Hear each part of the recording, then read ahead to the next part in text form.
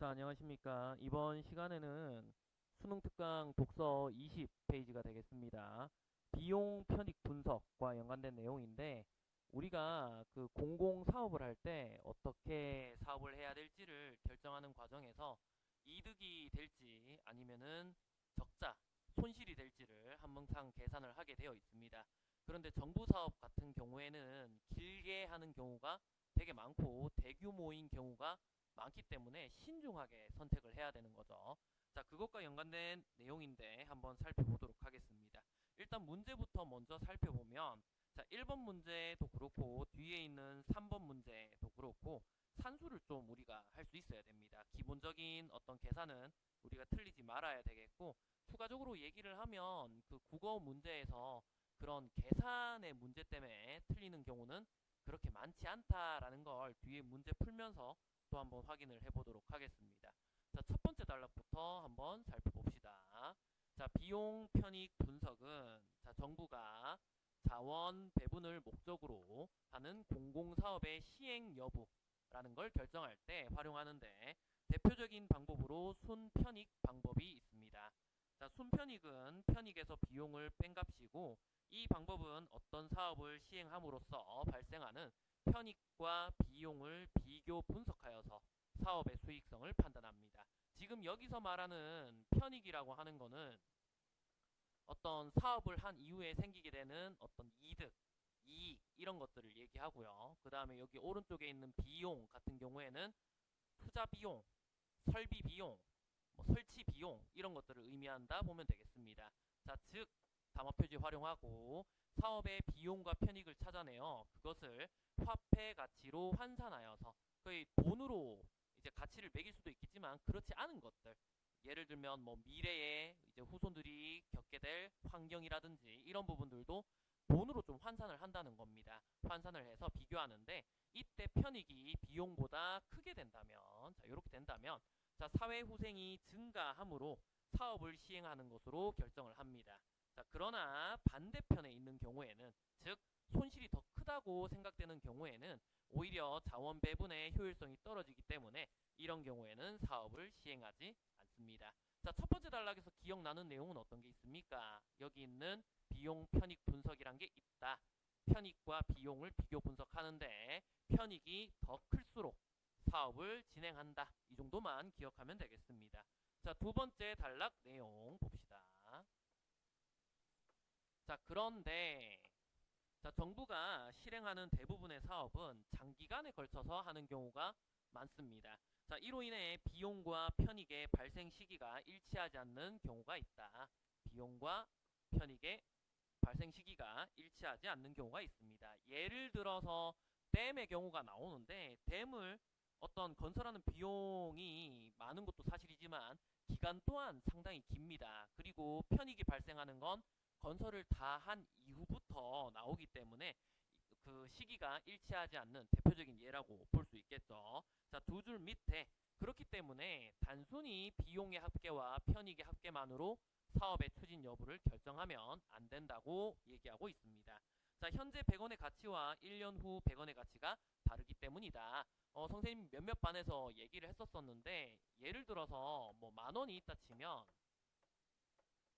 자, 이 만 원으로 음식을 사 먹는다 그랬을 때 지금은 2명 정도 사 먹을 수 있는 정도의 가치밖에 없습니다. 그렇지만 한 20년 전만 해도 4명 정도 먹을 수 있었거든요. 그럼 4명이 먹을 수 있었을 때랑 2명이 먹을 수 있었을 때랑 가치를 비교해 보자면 이 만 원의 가치는 과거일 때가 훨씬 더 높았다고 볼 수 있는 거죠. 즉 물가 상승이 정상적으로 이루어지고 경제 성장이 정상적으로 이루어지는 경우에는 화폐 가치가 점점 떨어진다고 생각하면 어느 정도 맞다라고 생각을 하면 되겠습니다.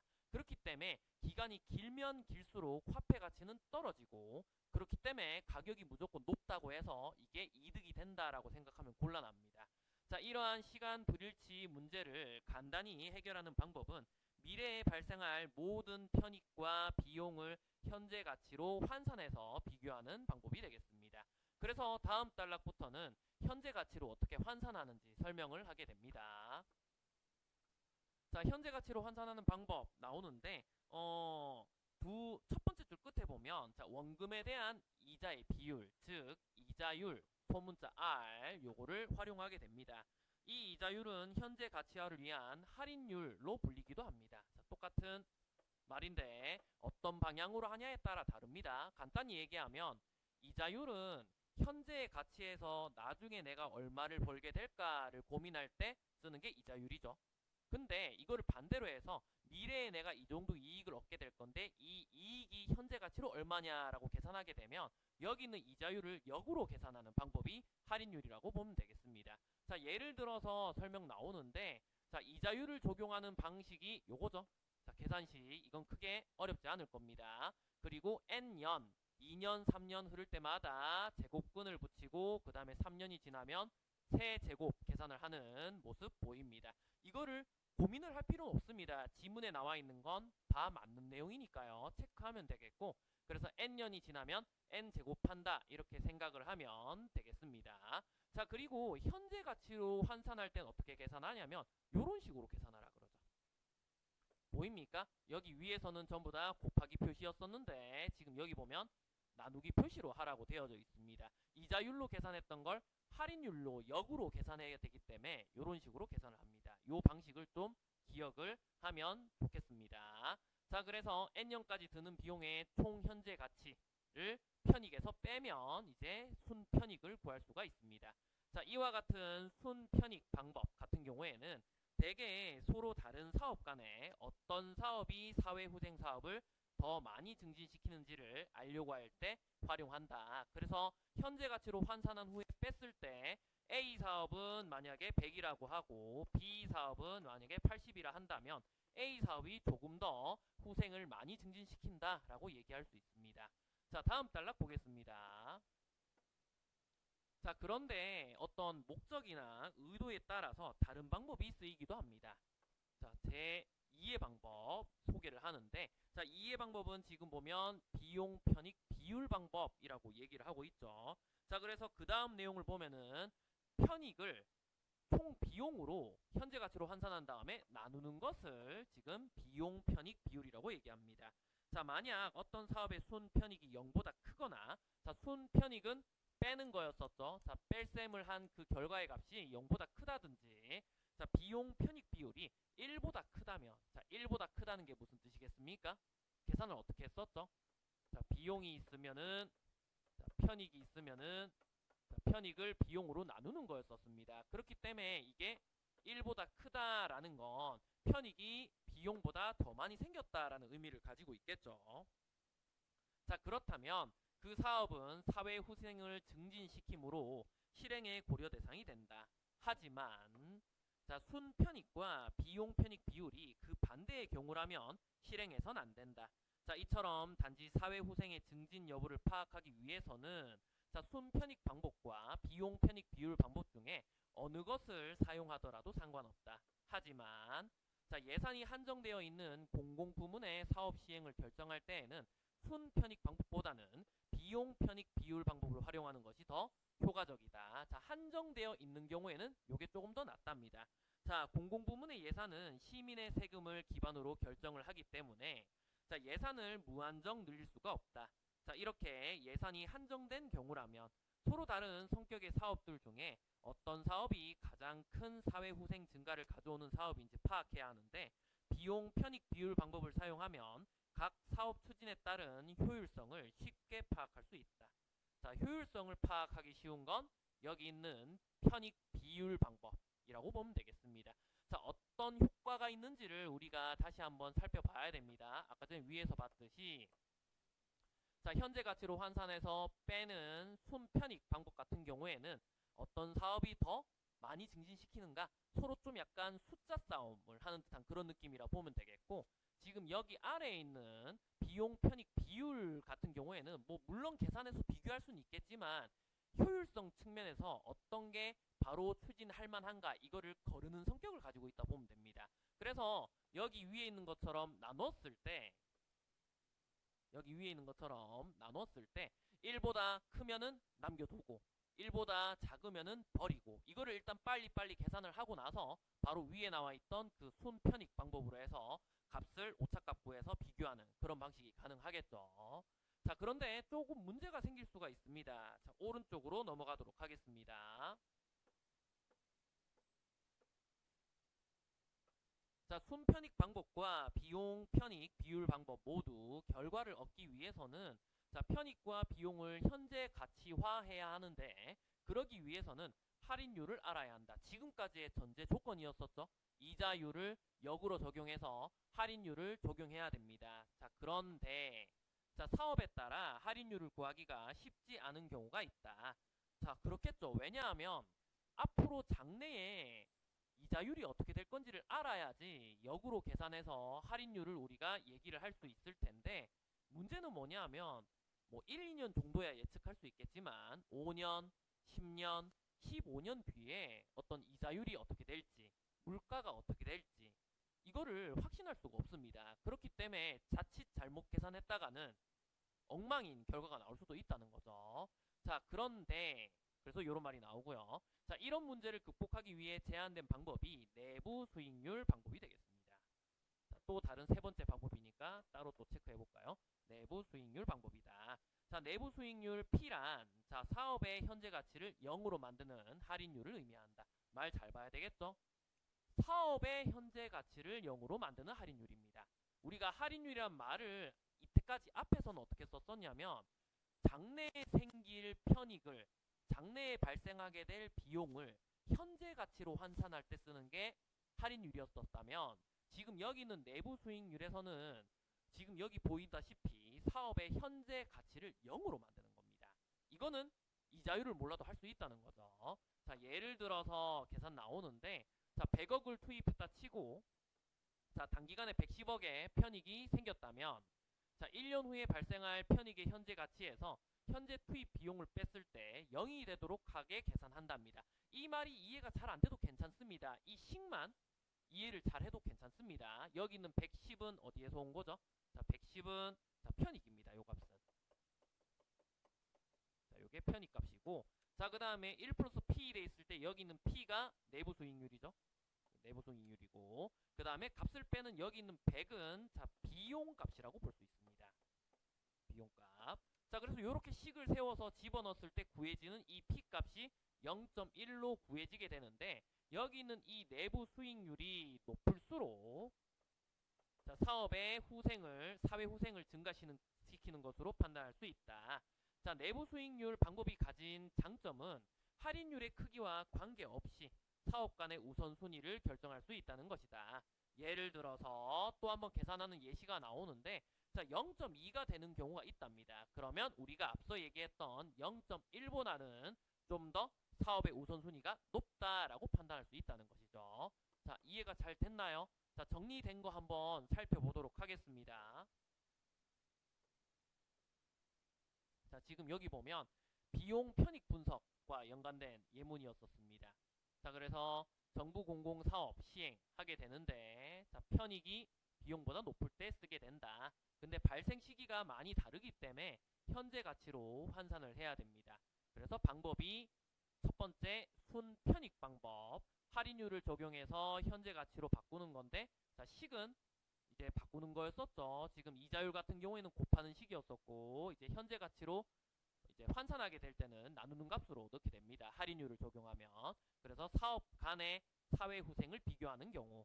자, 그 다음에 두 번째는 편익 비율. 똑같이 현재 가치로 환산하는 거지만은 나누는 거였습니다. 나눠서 1보다 크냐 작냐 확인하는 거였었고 각 사업의 효율성을 쉽게 파악할 수 있습니다.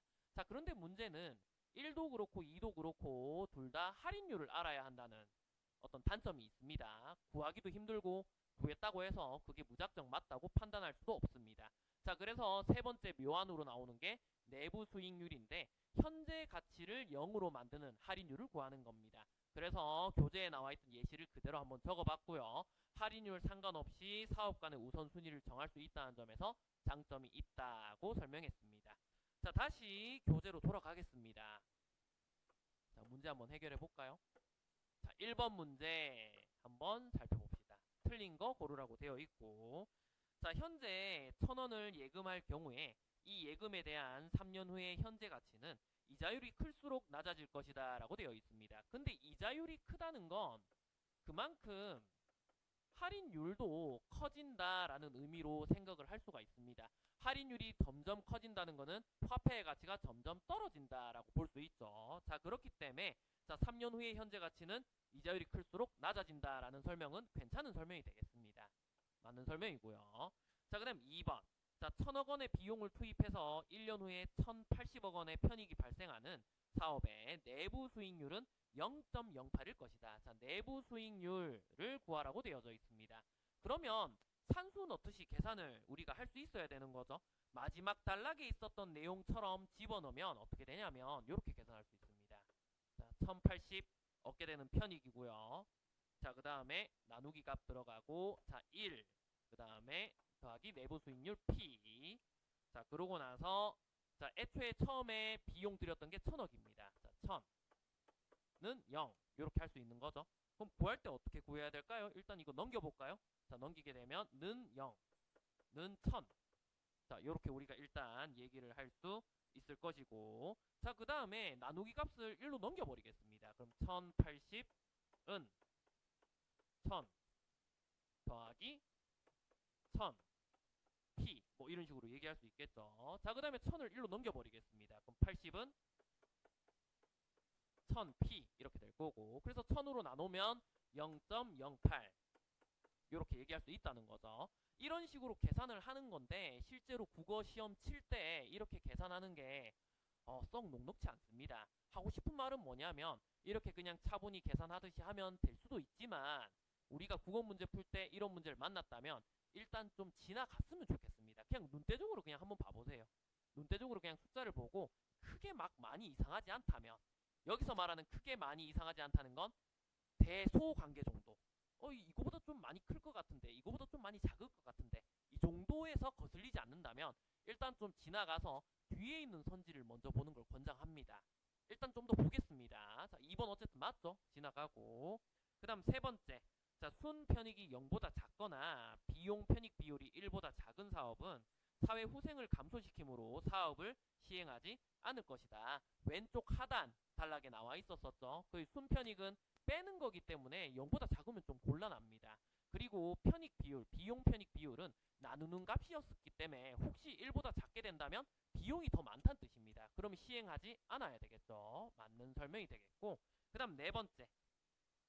자, 동일한 비용을 투자한 사업 A와 B의 내부 수익률이 각각 0.5와 0.7이라면 사업 A가 사업 B보다 편익이 클 것이다. 자, 지금 보면 내부 수익률이 크면 클수록 우선순위가 높다라고 얘기했습니다. 우선순위가 높다는 건 편익이 더 크다라는 의미로 생각해도 괜찮습니다. 자, A가 0.5고요. 그 다음 B가 0.7입니다. 그럼 당연히 B가 좀 더 우선순위에 있다. 즉 B가 좀 더 편익이 높다라고 얘기해야 되는데 A가 B보다 클 것이다 라고 얘기했으니까 틀린 설명이 되겠죠. 두 개가 바뀌어야 되겠습니다. 자, 4번이 정답입니다. 자, 마지막 5번 봅시다. 자, 이자율이 0.5일 때 1년 후 150억 원의 편익과 2년 후 225억 원의 편익이 발생한다면 두 해의 편익의 현재 가치는 동일할 것이다. 아, 여러분 이거는 계산을 어떻게 해야 될까요? 우리 첫 번째 단락에 있었던 내용들을 활용을 해야 되는 거죠. 첫 번째 단락에 있었던 내용들. 뭐 어떻게 계산해야 됩니까, 이거? 조금 내려서 볼까요? 내려서. 자, 이자율, 할인율, 현재 가치 이런 걸 적용을 해야 되는데 나누는 값을 우리가 넣어야 됩니다. 그죠? 나누는 값을 넣어야 되겠고, 뭐 계산하면 이렇게 되겠죠. 자, 150억 있고 그 다음에 나누는 값이니까 여기에는 이제 1 더하기 이자율 해가지고 1.5 이렇게 될 거고요. 자, 그 다음에 이쪽 값은 1.5의 제곱이죠. 1.5의 제곱이고 그 다음에 여기 225억 이런 식으로 계산이 될 겁니다. 계산 어떻게 합니까, 여러분? 이거 잘 됩니까? 자, 계산하게 되면 여기 있는 이 값은 100이 나오고요. 100이 나오고 이렇게 넘어가고 이렇게 되면은 딱딱딱 해가지고 100이 나오겠죠. 자, 그 다음에 이거 같은 경우에도 계산하게 되면은 이거 1.5 제곱하면은 15 제곱하면 225죠, 여러분들. 그래서 계산하게 되면 역시나 마찬가지로 100이 나오게 됩니다. 그런데 아까 전에도 얘기했지만 지금 여기 있는 5번 선지도 그렇고 여기 있는 2번 선지도 그렇고 산수를 좀 과도하게 해야 됩니다. 이걸 정말 쉽게 하는 친구들도 있는데 글쎄요, 좀 어려운 친구들도 꽤나 많을 겁니다. 그럴 때는 과감히 넘어가라. 생각보다 답은 쉬운 곳에서 이렇게 머리를 들이미는 경우가 많습니다. 그 한번 생각해 보세요. 만약에 여기 있는 5번 선지가 3번이나 1번에 있었다면 실컷 계산했더니 답은 떡하니 4번에 아주 쉽게 배치되어 있는 거죠. 참고하기 바랍니다. 자, 그 다음 뒤로 넘어가서 2번. 자, 가의 이유에 대해서 빈칸에 채워넣는 그런 문제가 되겠습니다. 자, 가에 나오는 이유는 어떤 거였었냐면 이자율과 할인율에 대한 내용이었었습니다. 이 두 개념이 나온 까닭 자체가 뭐였었습니까? 투자 비용과 나중에 얻게 되는 편익에 있어가지고 이 사이에 시간차가 너무 많이 벌어지면 이 가치, 화폐 가치가 동등하지 않기 때문에 계산이 잘 안 된다는 겁니다. 그래서 모든 비용과 모든 편익을 현재의 가치로 되돌리는 작업을 할 때 필요한 게 이자율, 요걸 좀 역으로 적용한 게 할인율, 이렇게 얘기할 수 있는 거였었죠. 자, 그래서 기억에 들어갈 수 있는 거, 발생 시기가 일치하지 않는다. 일치하지 않는다. 이런 식으로 내용 넣으면 되겠고요. 자, 그 다음에 편익과 비용을 현재 가치로 바꾼다 하면 되겠죠. 현재 가치로 환산하는 것이다. 이 정도로 적으면 적절한 답이 될 것 같습니다. 자, 다음 3번 문제 한번 봅시다. 자, 3번 문제에서는 지금 여기 밑에 하단에 보면 이런 말이 보입니다. 중간에 체크 한번 해보면은 순편익 방법을 쓰라고 되어 있고 비용 편익 비율 방법을 쓰라고 되어져 있습니다.